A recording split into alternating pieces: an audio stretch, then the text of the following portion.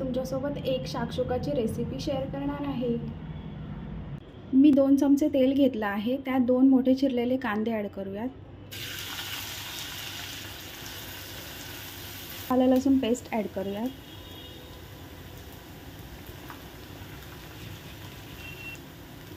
Tomato puree add करूयात।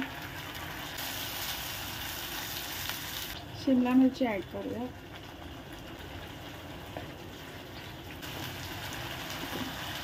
ग्रेव्हीला तेल सुटलेलं आहे। आता यात अर्धा चमचा हळद ॲड करूया, 1 चमचा चिकन मसाला, 2 चमचे कांदा लसूण मसाला, चवीपुरतं मीठ परतवून घेऊया।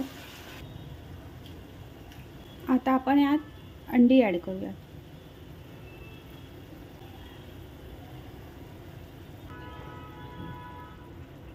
आणि ह्याला 3 ते 4 मिनिटं शिजवून घेऊया। सो फ्रेंड्स, एक शाक्षुका रेडी झालेला आहे। रेसिपी आवडली असेल तर लाईक, शेअर आणि सबस्क्राईब करा।